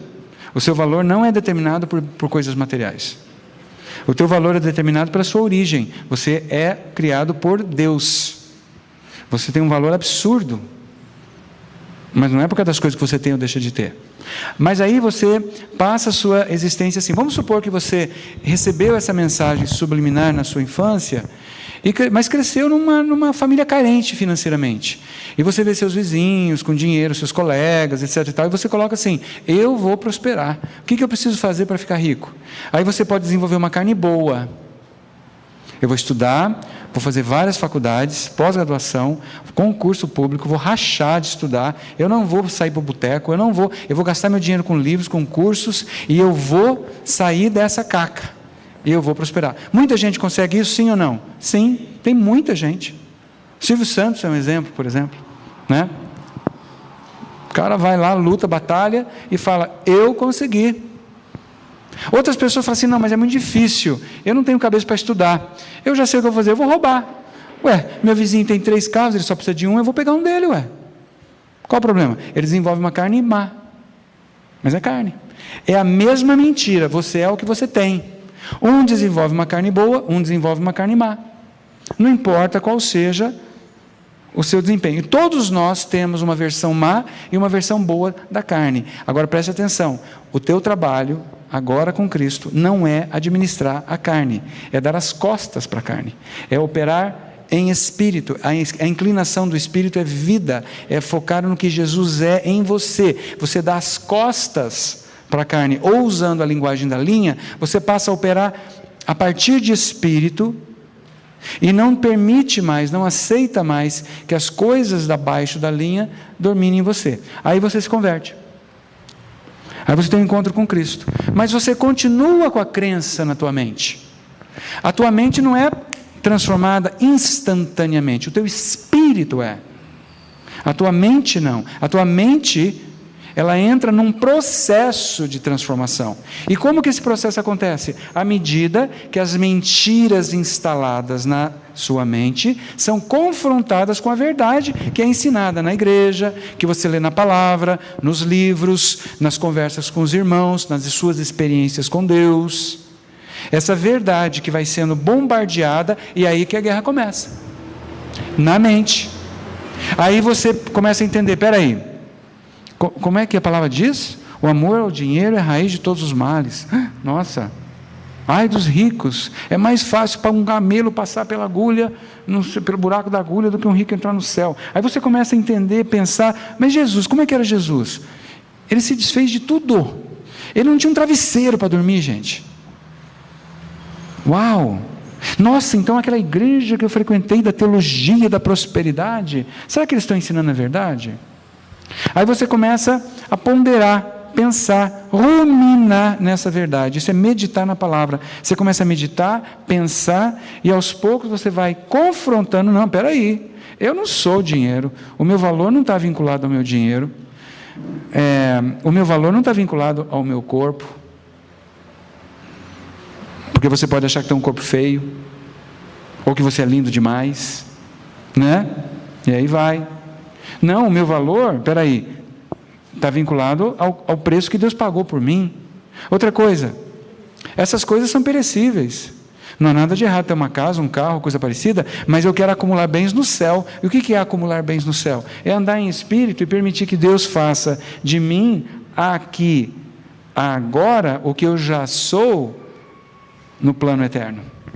Porque daí, para e pensa, a hora que você tem consciência plena de quem você é em Cristo, cada lugar dessa cidade, onde você vai, cada coisa que você toca, você vai perceber que a mão, essa mão não é mais a mão do Vili, é a mão do Vili de Jesus, que a hora que eu toco no Arthur, é o próprio Jesus tocando o Arthur. As palavras que saem da minha boca são as palavras do próprio Jesus. Por que vocês acham que eu contei de manhã, que eu olhava para o meu ex-namorado e não tinha mais tesão por ele? Porque agora eu estava vendo o meu namorado com os olhos de quem? De Jesus. E eu não via mais aquele rapaz como um objeto sexual. Eu via agora como uma alma eterna, e eu queria que ele tivesse a mesma coisa que eu tinha. Vocês estão entendendo? Então, isso é um processo. Isso vai acontecendo gradativamente. Aí eu enrosco numa determinada área. Eu tenho um enrosco. Aí eu enrosco. Eu não consigo avançar. Aí é a hora de abrir com os irmãos. Falo, gente, tem uma área aqui que o disco furou. Ele está falando, e ele não sai daquilo. Aí é hora de confessar. Aí a gente vai falar, Espírito Santo, mostra para ele qual é a mentira que continua instalada. Você tem um pecado, você está caindo no mesmo pecado? Você continua caindo naquele mesmo pecado? Não olha para o pecado. Fala, Espírito Santo, mostra a mentira que ainda está instalada. Mostra a mentira que ainda está instalada. Porque se você continua caindo na mesma área, é porque existe alguma mentira na qual você ainda acredita. Aí você vai entrar em pânico e fala assim, não, Jesus, eu tenho uma mentira na minha mente na qual eu ainda acredito. O Senhor veio para revelar a verdade, o Senhor é a luz, eu te dou permissão, pode mostrar. E descansa, e deixa Ele mostrar. Sim. Entendendo que tem muitas pessoas que vivem no legalismo e na graça barata, elas podem ir para o céu. Se a resposta for sim, o Espírito Santo convence as pessoas do pecado, certo? Não, errado. Ele convence as pessoas... desculpe, depende. Depende. O mundo do pecado, o salvo da justiça, mas continua. E se ele convence, como que a igreja pode ter esse papel de mostrar que a pessoa está vivendo nesse legalismo para tentar mudar a trajetória dela, se ele si mesmo ela vivendo no legalismo, ela pode ir para o céu. Tá, então você fez 3 perguntas embutidas numa só. Parece ovo de Páscoa cheio de bombom dentro, né? Seguinte, vamos lá primeiro, vamos desdobrar isso aí. Em primeiro lugar, vamos pegar aqui a questão de ser salvo ou não ser salvo, tá? O que permite que você entre no céu ou não é você ter o Espírito de Deus em você. Não é a mudança de comportamento. Prova disso é o ladrão da cruz. Jesus falou, hoje mesmo você vai estar comigo no paraíso. Ele não teve chance de pedir perdão para ninguém, não foi batizado, ele não leu o catecismo de Westminster, não fez catecúmenos, não teve nada dessas coisas, tá? Ele foi para o céu, tá certo? Então, salvação é um presente dado por Deus, por obra exclusiva de Deus, é graça pura. E aí tem uma outra história, que é a história dos trabalhadores. Um começa às 8, um começa ao meio-dia, um começa às 3, às 5, e todo mundo ganha o mesmo salário. É salvação. Isso é salvação, tá certo? Salvação. Outra coisa que a gente pode pensar é o seguinte: existem crentes carnais. O que é um crente carnal? É uma pessoa que nasceu de novo e, ou por ignorância, ou por ter uma teologia complicada, uma teologia errônea, ela não entende quem ela é em Cristo. Então, ou ela cai no legalismo, ou ela cai na graça barata. Então, por exemplo, hoje na igreja gay, será que tem gente convertida de verdade lá? Eu creio que sim. Eu creio que sim. Tá certo? Será que tem gente não convertida nas igrejas evangélicas? Claro que tem. Tem gente que pensa assim, não, eu não faço isso, eu não faço aquilo, eu nunca fiz aquilo, eu nunca fiz aquilo outro, Deus deve estar muito satisfeito comigo. Então, não é pessoa convertida. Entende? Então, quem determina quem é o quê? É o Espírito Santo, não é papel nosso fazer isso. Agora vem a terceira. Qual é o papel da igreja? O que Jesus falou para a gente fazer? Ide e fazei discípulos. Ide e fazei discípulos. O que é discipular? Discipular é convivência. Discipular significa você passar tempo junto com a pessoa, é você conversar com a pessoa, é você conhecer a pessoa, é você tratar dessas coisas, é criar um ambiente onde haja transparência, onde a pessoa pode ser autêntica e se mostrar para você. Aí você vai mostrando para ela o que é ser cristão. E aí essas coisas todas vão vindo à tona e vão sendo tratadas, porque o objetivo de fazer um discípulo, eu não vou fazer discípulos do Vile, eu vou discipular uma pessoa para ela seguir Jesus, e não seguir a mim, eu não quero seguidores, discípulos de Jesus.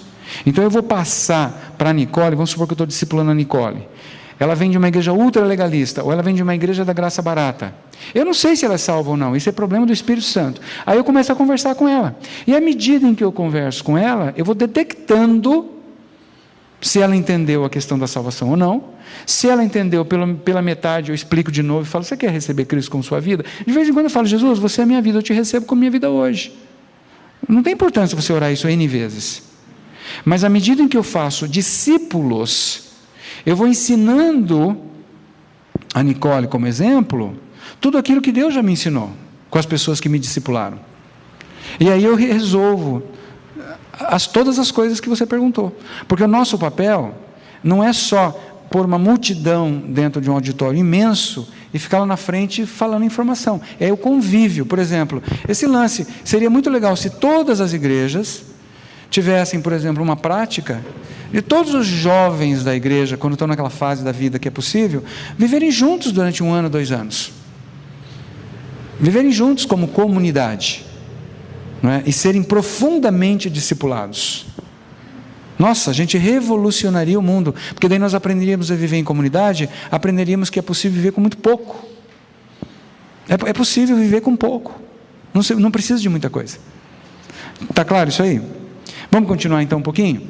Então veja, quando eu sei quem eu sou em Cristo, isso me dá firmeza, segurança, mesmo que alma, emoções, o corpo físico oscile e tem essas oscilações. Oscilação aqui eu não estou falando de viver na prática do pecado, não é isso. Eu estou falando que eu tenho tentações, eu tenho dias difíceis, provações, mas eu falo, Jesus, eu sei quem eu sou, eu sei quem eu sou, eu sei o que você é em mim.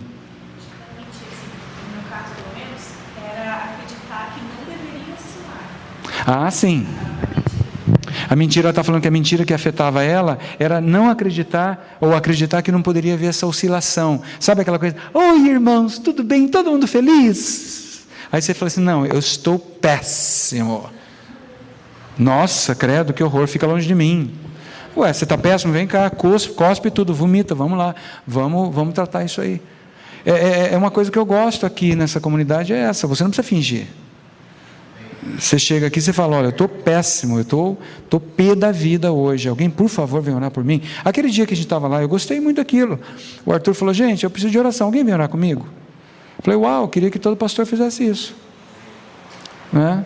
Eu queria que todo pastor chegasse lá no púlpito e falasse, gente, eu quero que vocês me conheçam um pouco, eu tenho algumas fraquezas, olha, eu tenho que tomar cuidado com o computador, porque senão eu sou tentado a ver pornografia, e eu tenho dificuldade com isso, com aquilo, eu como demais, eu sou ambicioso, eu tenho inveja dos irmãos que têm um carro novo, quero ter igual, eu quero confessar isso para vocês. Nossa, você já pensou como que a igreja seria se a gente começasse a ter esse tipo de coisa nas nossas igrejas, né? Seria muito interessante. Essa distinção dos domínios é muito importante. Vamos ver essa parte e a gente vai conversar mais um pouquinho. Faltam 15 minutos, vamos terminar isso, é 6 horas que para, né, Arthur?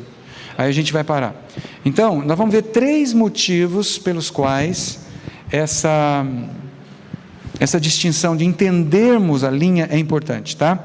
É muito importante. Em primeiro lugar, o primeiro motivo é que Deus projetou o seu reino para funcionar pela fé no aqui e agora onde estamos. Presta atenção.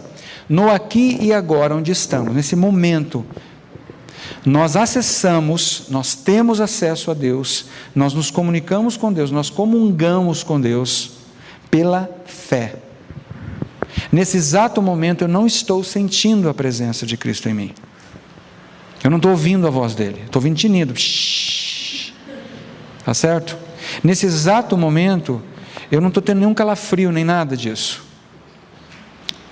Mas a palavra diz que se eu abrir o meu coração, ele entrou e veio morar em mim. E viremos e faremos nele morada. Eis que estou à porta e bato. Vocês conhecem a história toda, né? Então eu digo assim, eu não sinto, eu não toco, eu não vejo, eu não ouço, mas está escrito, eu aceito, eu concordo. Amém, eu não estou sozinho. Um dia eu estava num avião com turbulência, eu detesto turbulência em avião. Detesto. Eu comecei a ter síndrome de pânico por causa disso, fui fazer terapia. Ajudou, foi bom e tal, não sei o que, mas enfim. Às vezes eu viajo de avião, estou viajando e começa a turbulência. Aí eu falo assim, Senhor, odeio isso, mas dentro de mim não há turbulência, no meu espírito não há turbulência, porque ali eu estou na rocha. Eu não gosto da ideia de estar numa situação onde eu não tenho controle algum, mas o Senhor está no controle. Obrigado por essa oportunidade para crer em você. E termina logo, por favor. Uma vez eu fiz um voo, eu não sei se foi de São Francisco a Nova York, o voo inteirinho teve turbulência, e daquelas turbulências assim, não teve água, não teve nada, foi todo mundo agarrando ali, parecia um cavalo chucro, e é um horror, foi a viagem inteira, né? E o que acontece? Eu aprendo a viver pela fé. Outra coisa importante, naquela pergunta que você fez, que o Arthur contribuiu, que eu queria colocar também. Qual é uma das coisas mais importantes em nível de alma que Deus quer transformar em nós? Quando Adão peca, o que Adão faz na verdade? Adão faz uma declaração de independência. Eu vou produzir em mim mesmo o que falta para eu ser igual a Deus. Você fica aí, Deus, senta, descansa, observa. Eu vou fazer algo para ser igual a você. Em outras palavras, eu não preciso da tua ajuda. Independência. Enquanto eu percebo os fracassos, as dificuldades, as incompatibilidades, as incoerências, as idiosincrasias, tem outro palavrão bacana, incongruências, ou seja, eu percebo que meu comportamento e aquilo que eu declaro nem sempre bate, nem sempre se combina. Isso gera em mim uma profunda, uma humildade, e falo, Deus, eu dependo totalmente de Ti, para que você faça aquilo que eu não posso fazer. E eu descanso nessa dependência. Então eu creio que um dos motivos principais pelos quais Deus faz com que a restauração da alma seja processual, seja justamente para devolver a nós a dependência total de Deus que foi perdida no Éden. Porque só vai curtir o céu quem depender totalmente de Deus. Quem não depender não vai curtir. Tá certo? Isso é um outro assunto, a gente fala depois. Olha só, nós especificamente fomos criados para viver pela fé. Temos o privilégio de ver através do visível e temporal o invisível e eterno. O Espírito de Deus que habita em nós nos permite discernir sobre a perspectiva de Deus o que acontece à nossa volta no plano visível e temporal. Então nós estamos aqui, por exemplo, hoje o Brasil passando por uma crise violenta. Se eu ficar olhando só o abaixo da linha, eu entro em pânico. Eu surto. Meu coração fica ou cheio de ódio, polarizado, que é o que está acontecendo com muita gente, ou um desânimo total, certo? Agora, a hora que eu vejo o aqui e agora, o plano visível, com os olhos da fé a partir do invisível, eu falo assim, o meu Deus é maior, e o que nós estamos vendo, essa convulsão que a gente está vendo aqui, visível e material, é apenas um sinal do que está acontecendo no mundo espiritual. São os estertores da morte desse mundo falido, né? E as dores de parto do nascimento de um novo mundo que está vindo aí. Jesus avisou que seria assim. Ele alertou a gente que no final dos tempos o aumento da iniquidade seria tal que o amor de muitos esfriaria. Você não tem sido tentado? Nesse sentido, eu tenho sido tentado. Às vezes eu falo, Deus, o ímpio prospera de tal maneira que o meu amor por Ti está esfriando, Senhor. Me ajuda a ver acima da linha, me ajuda a enxergar acima da linha, porque senão o meu amor por Ti esfria. Porque só vai esfriar o amor de quem tem amor, é claro. Não está falando do ímpio, né? Tá bom? Então, Ele, Jesus, vivia em outro reino, outra esfera, e nos convida a fazer o mesmo. O que significa isso? Jesus estava na esfera espiritual ao mesmo tempo em que caminhava na esfera temporal, mas Ele nunca perdeu a noção de que Ele operava em espírito. Tanto é que com os 12 anos de idade, o pai e a mãe procurando por ele, falam, mas por que vocês estão aflitos? Era a coisa mais simples do mundo, vocês iam me achar na casa do meu pai. Jesus sempre teve noção de que ele era filho do Altíssimo.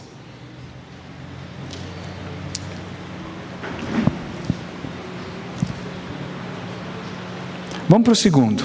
A segunda importância é, a distinção nos capacita a entender a nossa verdadeira identidade em Cristo. Isso é muito importante. A sua identidade está estabelecida em espírito. E você fica procurando em alma, em emoção. Você fica procurando no Evangelho do Roberto Carlos, né? O importante é que emoções eu vivi. Aí o inimigo fala, é isso mesmo que eu queria. Enquanto ele acreditar que ele é o que ele sente, eu jogo ele de um lado para o outro que nem peteca. Olha, somos constantemente, olha que importante isso aqui, somos constantemente confrontados pelas nossas falhas, pecados e defeitos. Hoje o Arthur orou e falou, eu sei que alguns de vocês pecaram. Ué, se a gente começar a procurar pecado, a gente vai achar muito pecado, né? E às vezes são coisas muito pequenas, que a gente nem percebe. Ele não quer que você fique procurando pecado, mas o inimigo gosta de fazer isso. Primeiro ele tenta você dizendo que não é nada você pecar. Depois que você peca, ele fala que é um caminhão, que é um elefante, que é um dinossauro, né? Que são realidades do domínio abaixo da linha. Abaixo da linha nós temos falhas ainda que estão sendo trabalhadas, pecamos, temos defeitos. E deixa eu falar uma coisa para você. Alguns defeitos não serão superados. Alguns defeitos não serão superados. E o objetivo não é você, abaixo da linha, ir superando até passar para cima da linha. Isso é nirvana. Isso é budismo. Não confunda o amadurecimento com a busca do nirvana. Cuidado. Senão você vai entrar num programa de administração de pecado. E vai tentar não sentir mais nada, entrar numa esfera de que você esvazia a sua mente, aquela coisa toda. Isso é budismo. Não tem nada a ver com o cristianismo. Quanto mais você anda em espírito, mais ciente das áreas tenebrosas da sua alma você fica. E se você não souber quem você é e como Deus te vê, você surta. Agora, a hora que você sabe que o amor dele por você é inabalável, você corre para ele e fala: papai, que coisa horrorosa, eu não aguento mais. Alguns dias atrás eu estava passando por uma fase difícil, e eu estava pedindo: Deus me leva logo, Deus me leva logo, não aguento mais, quero ir para o céu, quero ir para o céu, quero ir para o céu, quero ir para o céu, quero ir para o céu, quero ir para o céu. Estava bravo com Deus porque ele não me levava logo para o céu. Aí um belo dia ele falou assim: mas Vili, você está preocupado com o que você quer? Você parou para perguntar o que eu quero? Você não vive dizendo que eu faça a minha vontade na tua vida? E se eu não terminei de fazer ainda em você o que eu gostaria de fazer em você e através de você? Como você? Para com esse negócio de pedir para ir para o céu. O céu já está dentro de você, começa a usufruir do que está aí. Gente, foi uma bronca, um pitaco danado. E eu falei: Deus, é verdade. Eu estou sendo extremamente egoísta, egocêntrico, acreditando que a minha vontade... É claro, gente, que gostoso sentir saudade do céu. Que delícia querer ir para um lugar onde nós não precisemos mais cercas elétricas, câmeras de segurança, e não sei o quê, e portãozão, e muro para lá, e muro para cá. Aqui é gostoso, não tem muro. Mas nossa, as nossas cidades, olha o tamanho daquele muro lá, e é cerca elétrica, e é isso e aquilo, e assalto de cá, assalto dali, e iniquidade, não sei o quê. Gente, quem não quer ir para um lugar onde não vai haver nada disso? Onde o seu corpo não sofra dor, onde você não envelheça mais. Mas Deus ainda não terminou o que Ele quer fazer em você e através de você. E não se esqueça que o que Ele vai fazer em você e através de você não é só sobre a superfície do planeta Terra, não. É pelo cosmos, pelo universo inteiro. Tá certo? Então veja, olha que interessante isso aqui. A menos que entendamos que a nossa identidade eterna e verdadeira que recebemos de Deus ao nascer de novo está acima da linha, em nosso espírito, traçaremos nossa identidade a partir do nosso desempenho abaixo da linha, quer seja bom ou ruim. Aí o que vai dar? Caca. Se você cair no desempenho bom, é a carne boa. Se você cair no desempenho mau, é a carne má. Você vai estar se alimentando da porcaria, enquanto que a comida verdadeira e a bebida verdadeira está lá atrás. Você já cometeu Jeremias 2,13. Continue, olha só. Nosso objetivo, se eu cair nessa, será tentar corrigir nossos atos e parecer bons o bastante para agradar a Deus. E é desta forma que muitos cristãos estão vivendo, tentando ser o que já são. Você já é, filho amado. Deus já está satisfeito com você. Sim, eu sei, você ainda faz cocô na calça. Você ainda mija na cama. Você ainda leva um tombo quando você tenta caminhar. Você ainda joga aquele monte de comida ao tentar comer sozinho com aquela colher torta que é esquisita beça. Mas Deus fala: meu garoto, que coisa mais linda. Ele vai crescer, vai amadurecer e tudo isso vai passar. Não é assim? Não é assim que os pais babão faz? Então, por que Deus seria diferente? Ele fala assim: se vocês são maus, fazem isso com seus filhos, quanto mais o vosso Pai que está no céu. E terceiro lugar, e essa é importantíssima, Deus nos fez de tal maneira, gente, que somente encontraremos satisfação plena no âmbito invisível e eterno. Em outras palavras, a tua alma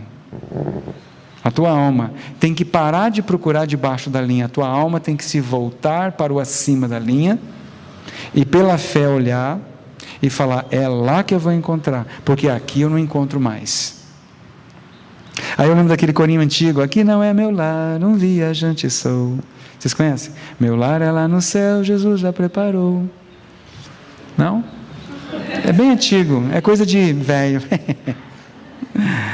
Aqui não é meu lar, eu sou um peregrino, eu sou um viajante.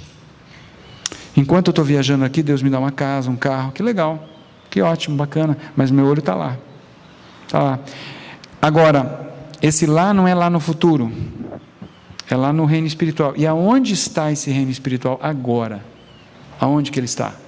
Faz assim, ó. Está aqui. Está aqui. E viremos e faremos nele morada. O reino de Deus está aqui. O templo de Deus que sois vós é santo. Onde Deus habita? Então, aprender a andar em espírito é aprender a olhar para você e falar assim: eu sou a habitação do Altíssimo, eu já estou operando simultaneamente nas duas dimensões, tanto na dimensão de espírito como no mundo temporal. E a batalha nossa todo dia é ser lembrado disso, é ser lembrado. Por que será, para terminar, Arthur, por que será que Jesus falou assim: fazer isso em memória de mim? Fazer isso o quê? Pegar o pão e pegar o vinho. Que interessante, o único ritual que ele deixou para a gente, o único, não teve mais nenhum ritual. Quantas vezes por dia a gente come? Pelo menos. Eu tenho que comer 7 vezes, porque eu sou hipoglicêmico. Então eu devo comer pequenas refeições. Hoje eu comi uma enorme refeição na hora do almoço. Não é bom, porque eu posso ter um belo ataque de hipoglicemia. O nosso corpo físico não vive sem comida e sem bebida. E Jesus pega essa linguagem de comida e bebida e usa como metáfora para falar da relação conosco. E ele fala assim: o meu corpo é verdadeira comida, toma e come, este é meu corpo. Credo, antropófago. O meu sangue é verdadeira bebida. Cruzes, parece coisa de feitiçaria, de bruxaria, beber sangue humano. Por isso que a judeusada pirou o cabeção. E deitaram o pelo. Quando Jesus fala isso para eles, o povo desaparece. Ficam só os 12. Aí Jesus fala: e daí, vocês também vão me abandonar? Aí o Pedro, tinha que ser, fala: mas onde iremos encontrar a palavra de vida?